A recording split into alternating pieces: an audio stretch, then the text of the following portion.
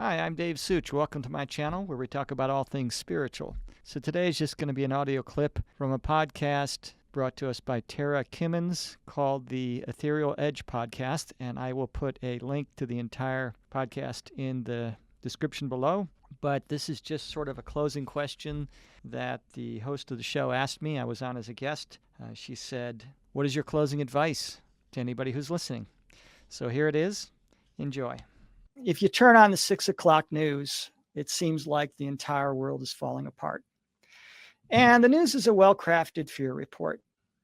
8 billion people, the worst of the worst of the worst behavior. And they bring it right into our living rooms.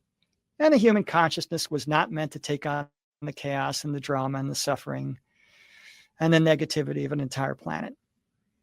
And those who do that, are involved in that, they suffer. One of the most disturbing things I ever heard from heaven is that most conspiracy theories are true or have an element of truth. Oh my gosh, things are messed up if that's the case.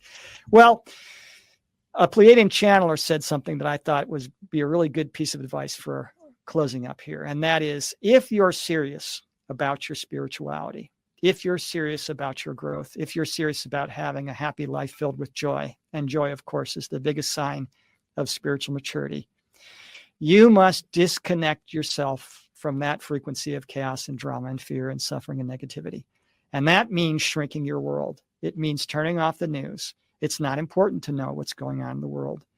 I didn't know what was going on between Russia and Ukraine until 2 months into the war, and I heard it secondhand. And just pay attention to your own little world. The people we come in contact with every day, the people we're interacting with.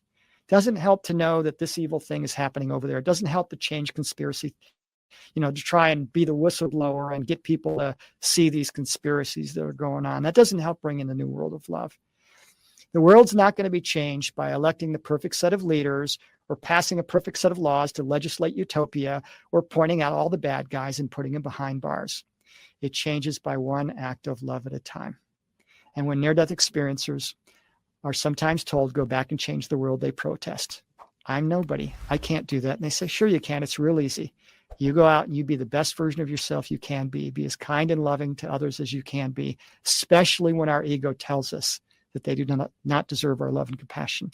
And when you do that, those people, their consciousness is raised, their vibration is raised, and they're a little better and nicer to the people around them.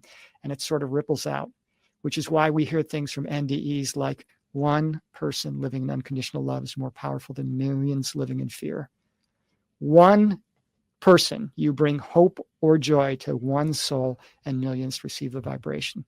So it's all about love. Disconnect yourself from the craziness and just live your own good life. And by doing so, you'll be doing the best you can to help the growth of creation. It's all about love.